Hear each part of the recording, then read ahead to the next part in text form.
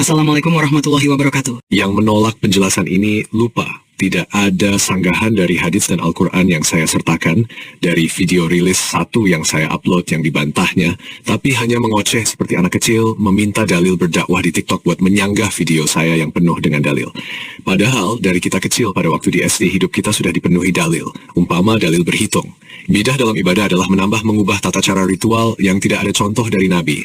Contoh salat subuh 5 rakaat, puasa tanpa sahur. Ini terlarang karena ibadah bersifat tauqifiyah, harus sesuai petunjuk Nabi. Sarana duniawi seperti YouTube, TikTok, mobil, mic adalah alat netral selama tidak melanggar syariat. Nabi bersabda, "Kalian lebih tahu urusan dunia kalian." Hadits riwayat Muslim. Menceramahkan agama via media sosial bukan bidah, karena substansinya adalah dakwah perintah Quran, hanya sarananya yang modern. Nabi pun memanfaatkan teknologi zamannya, unta, kertas, mimbar. Jika alat duniawi harus dicontohkan Nabi, maka kita haramkan juga listrik, pesawat, atau pena. Islam benar justru karena prinsipnya universal. Ibadah baku tak boleh diubah. Dunia boleh selama sesuai kaidah syariat halal, tidak maksiat. Membatasi sarana dakwah dengan dalih tidak ada di zaman Nabi adalah kekeliruan logika. Sebab Nabi pun tak pernah naik mobil, tapi kita tak menyebutnya bidah. Penjelasan ini adalah mengenai suara mengaji yang dikumandangkan secara keras sebelum syalat, yang mengganggu para jamaah lain yang pada waktu itu entah sedang salat, sedang mengaji, sedang berzikir, sedang berdoa, dan lain-lain. Bila ada yang bingung dengan video ketiga ini, sebaiknya lihat dari video nomor 1 lengkap dengan dalil Al-Quran dan hadits Nabi. Pada video ketiga ini, dalil kenapa suara mengaji yang keras itu mengganggu orang lain yang sedang beribadah didasarkan pada dalil dunia medis maupun psikologis. Berikut adalah penjelasan psikologis yang mendasari mengapa suara bernuansa religius, seperti pengajian atau zikir yang keras, dapat mengganggu kekhusyukan salat secara lebih intens dibandingkan dengan suara mobil atau motor. Keduanya sama-sama mengganggu. Jika ada pertanyaan lebih baik salat di masjid yang sunyi atau di masjid yang banyak kendaraan yang lalu lalang, jelas jawabannya lebih khusyuk di masjid yang sunyi. Intinya sama-sama terganggu. Tapi mana gangguan yang lebih besar? Berikut saya bacakan teksnya di bawah ini. Suara keras atau musik di perpustakaan dianggap mengganggu karena lingkungan tersebut dirancang untuk fokus. Begitu pula dalam ibadah, otak membutuhkan ruang sunyi mental. Namun, gangguan eksternal suara atau internal pikiran bisa merusak kondisi ini. 1. Pemrosesan makna otomatis. Otak manusia secara otomatis memproses bahasa. Ketika mendengar lantunan pengajian atau zikir yang biasanya menggunakan bahasa yang sama dengan bacaan syalat, otak segera mengaktifkan area bahasa seperti Broca dan Wernicke. Hal ini membuat suara religius tersebut memicu pemrosesan semantik yang mendalam, sehingga lebih mengganggu konsentrasi dalam beribadah.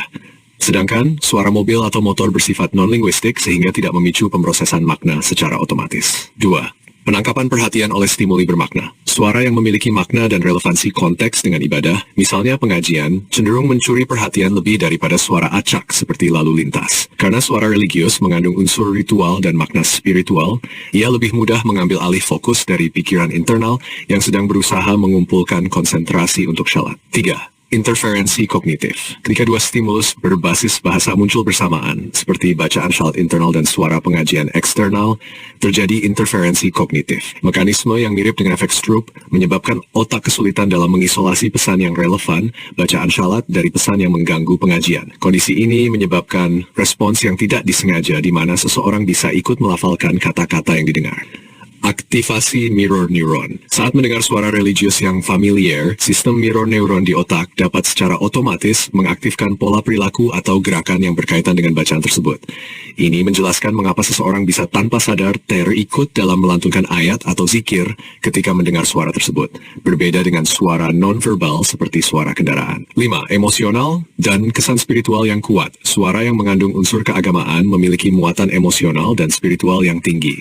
Hal ini sering dikaitkan dengan kewajiban, kesucian, atau tekanan untuk mencapai kekhusyukan dalam ibadah. Gangguan dari suara yang memiliki konotasi spiritual dapat menimbulkan kecemasan atau keraguan yang lebih mendalam dibandingkan dengan gangguan dari suara lalu lintas yang cenderung netral secara emosional. 6. Kebiasaan dan respons otomatis. Latah kognitif. Latihan dan kebiasaan dalam beribadah dapat membuat respons terhadap suara religius menjadi otomatis. Otak yang sudah terbiasa dengan rangkaian ritual dan bacaan tertentu akan langsung merespons ketika mendengar stimuli serupa. Proses otomatis ini membuat suara pengajian lebih mudah masuk ke dalam alur pikiran, sehingga mengganggu konsentrasi syalat. Kesimpulan, penjelasan di atas menunjukkan bahwa gangguan kekhusyukan saat syalat oleh suara religius disebabkan oleh kombinasi mekanisme kognitif dan emosional, seperti pemrosesan makna otomatis yang memicu reaksi bahasa, penangkapan perhatian oleh stimulus yang bermakna, interferensi kognitif yang mengganggu proses internal, aktivasi mirror neuron yang memicu respons tiruan, muatan emosional dan spiritual yang kuat, serta kebiasaan respons otomatis yang sulit diabaikan. Dalam konteks ilmu kesehatan,